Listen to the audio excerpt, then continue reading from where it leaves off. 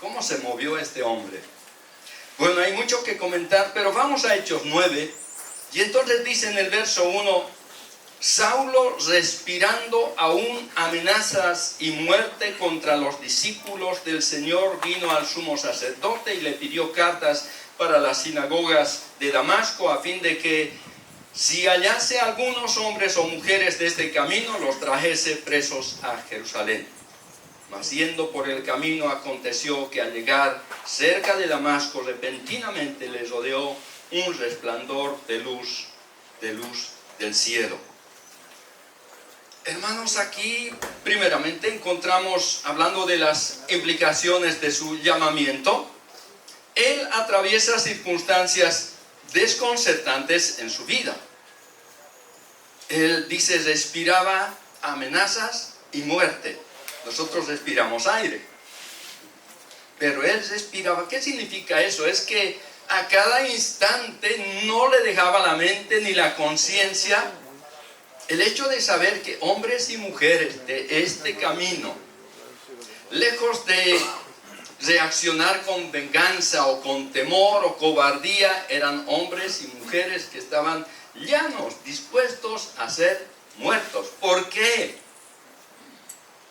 Porque hablaban de un Jesús, según las autoridades religiosas, un blasfemo que mereció la cruz. No podía entender, estaba desconcertado y la única manera parece posible de acallar la conciencia, porque también él fue testigo de la muerte de Esteban. Quizás no le dejaba dormir todo esto. Entonces respiraba amenazas y muerte. Quería acallar los gritos de su conciencia y salir del paso. Entonces, cuanto más doblegaba sus esfuerzos por someterlos, por apresarlos a los creyentes, parece que crecía y respiraba amenazas y muerte para los discípulos de Jesús. En su camino hacia su objetivo, le sale al encuentro aquel a quien perseguía. Pero él no, según él, no perseguía a Jesús, perseguía a los que hablaban de Jesús. Veamos el verso 3, hermanos, dice, mas yendo por el camino, bueno, leímos eso. El 4, y cayendo en tierra, oyó una voz que le decía a Saulo, Saulo, ¿por qué me persigues? Él dijo, ¿quién eres, Señor? Y le dijo, yo soy Jesús a quien tú persigues, dura cosa te es dar coces contra el aguijón. Así que le sale al camino el Señor Jesús y temeroso y temblando hace esta pregunta, ¿quién eres? Yo, ¿a quién tú persigues? Qué golpe, ¿no? A esa mente y a toda la intención que él tenía de apresar a los creyentes. Y entonces ha de hacer otra pregunta, verso 5. Verso 6 más bien. Él temblando y temeroso dijo, Señor, ¿qué quieres que yo haga? Y el Señor le dijo, levántate y entra en la ciudad y se te dirá lo que debes hacer. Temblando y temeroso, sobrecogido de esa maravillosa presencia. Dios allí saliéndole al encuentro, en ese camino, en ese caminar, en ese propósito maligno, le sale al encuentro nada menos que el Hijo de Dios, aquel que fue despreciado, rechazado por la nación y mandado a ser crucificado como un vil delincuente. Él en persona está allí, se presenta. Yo soy Jesús de Nazaret, a quien tú persigues.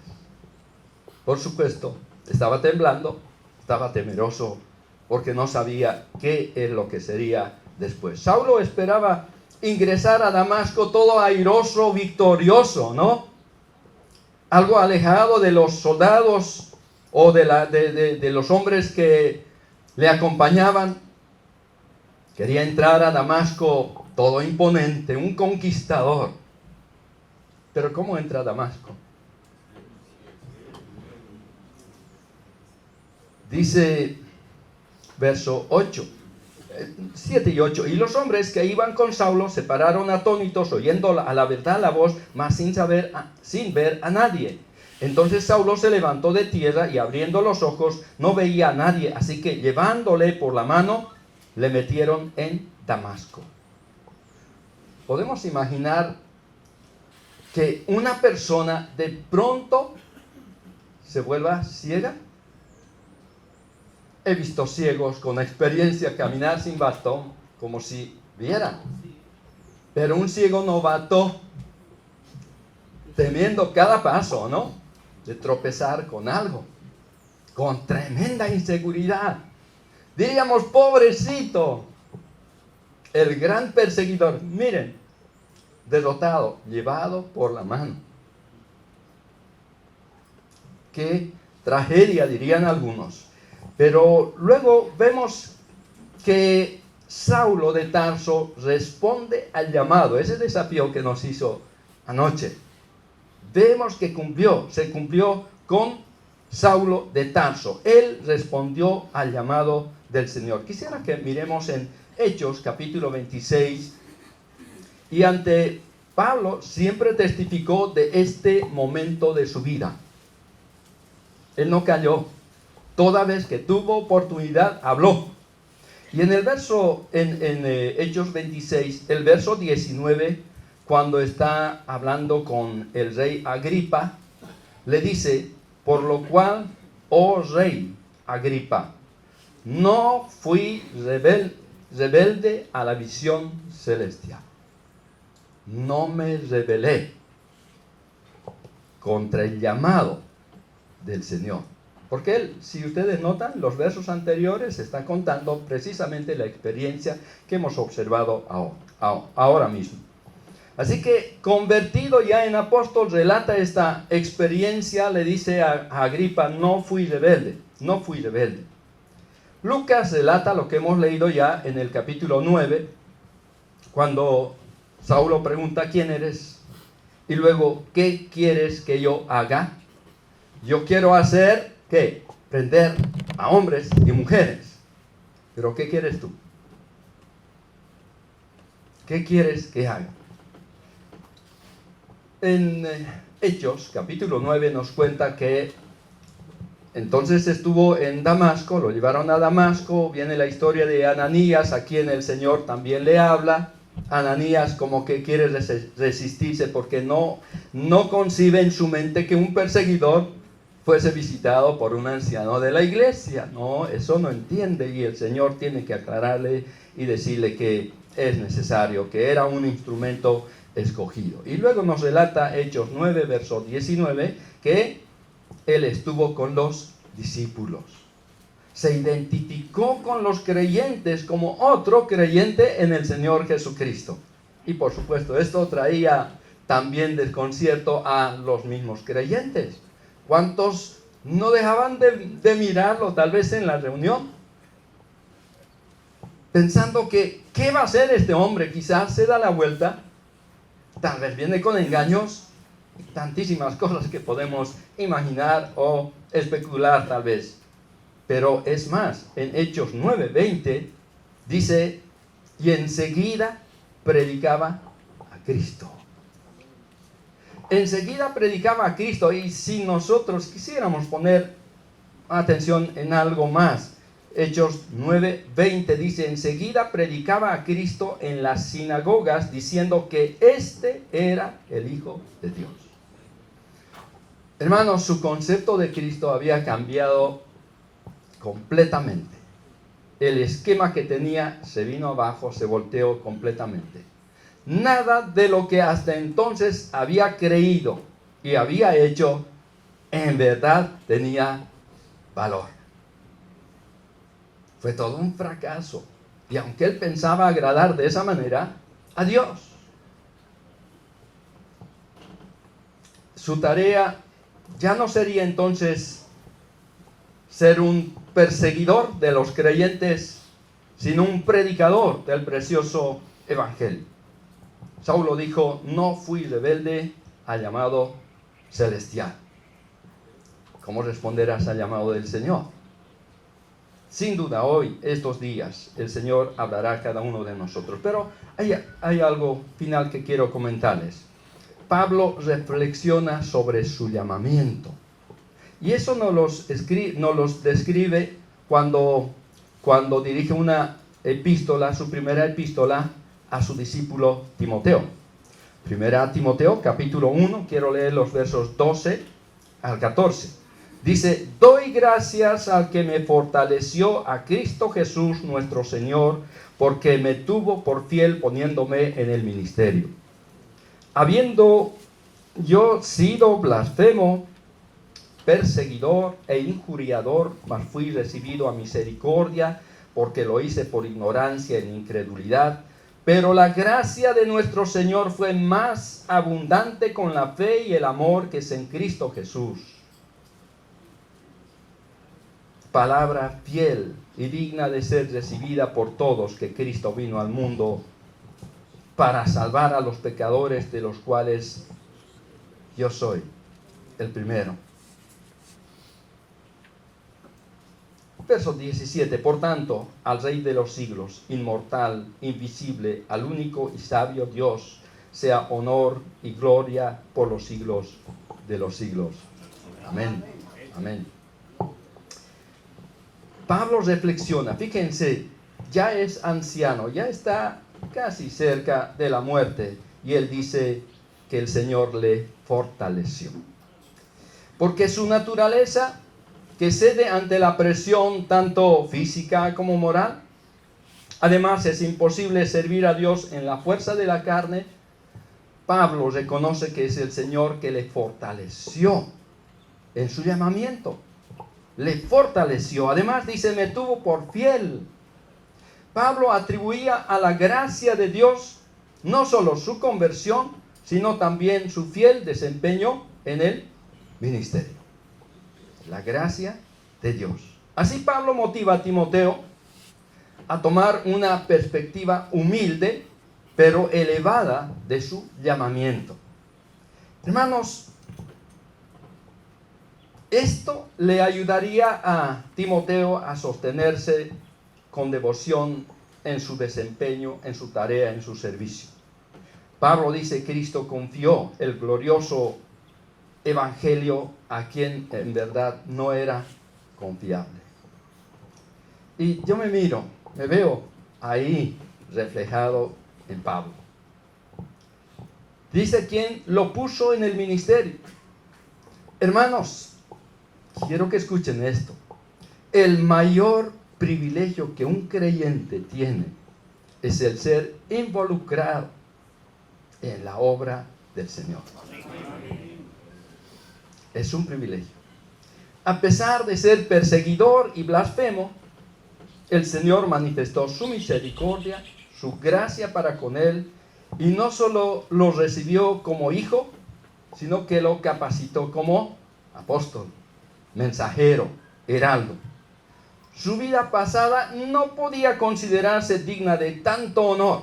Por eso menciona su indignidad y la gracia maravillosa de Dios a su favor. Nuestra realidad es la misma que la de Saulo de Tarso. Olvidar esto, hermanos, puede hacernos engreídos, autosuficientes, pero vacíos. El apóstol fue usado poderosamente por Dios porque siempre reconoció su condición y atribuyó a Dios el honor y la gloria en todo esto. Para finalizar, recordemos, no sé cuán desconcertante es la experiencia que estás teniendo, querido hermano, pero lo importante es que tu encuentro con el Señor haya sido genuino. El Señor sale a tu encuentro así como ante Saulo y espera una respuesta sumisa de tu corazón. Pablo dice, no fui rebelde al llamamiento celestial. ¿Cómo le responderás al Señor? Señor, ¿qué quieres que yo haga? Por supuesto, estaba dispuesto a renunciar todo lo que él hacía. Entonces le estaba entregando su propia voluntad a Dios. Y esto nos lleva a Getsemaní. El Señor Jesús habría preferido no ir a la cruz, pero le dijo: Padre, si es posible, pasa de mí esta copa, pero no se haga mi voluntad, sino la tuya. Esto es verdadera entrega a la voluntad del Señor. Finalmente, Pablo atribuyó su llamado a la gracia del Señor, pero la gracia de nuestro Señor fue más abundante con la fe y el amor que es en Cristo Jesús. Verso 14. La gracia. Hermanos, me recuerda esto la historia también de Moisés. Otro que gustó, que apreció, que valoró la gracia de Dios. ¿Se acuerdan? Cuando él bendijo a las distintas tribus de Israel y llegó el momento de bendecir a Judá, ¿qué dijo? La gracia del que habitó en la zarza. Y eso es toda una historia, la de Moisés. Cuando vio esa zarza que no se consumía, quiso acercarse, Dios le habló, y aunque Moisés era fugitivo, fuera de ley, homicida y tantísimas otras cosas que podíamos pensar de Moisés, de todos modos Dios lo usó a favor de su pueblo Israel. Así que Moisés no olvidaba la gracia del que habitó en la zarza. Dice que Pedro estaba predicando un poco aletargado, como a veces nos ocurre. A la distancia escuchó el canto de un gallo. ¿Qué pasó? Era como ponerle inyección, ¿no? Revitalizante. Escuchó el canto del gallo.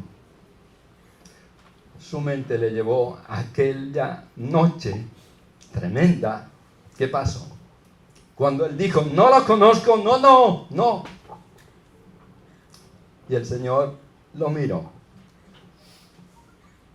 Reconoció que había pecado, lo había cobardemente negado a su Señor. Y entonces lloró amargamente. Lágrimas genuinas de arrepentimiento. Y después nos cuenta Juan que el Señor lo restauró a su comunión y lo restauró a su servicio. La gracia del que habitó en la zarza. La gracia de aquel que intercedió por Pedro y le dijo: Satanás ha pedido zarandearos como a trigo, pero yo he rogado al Padre.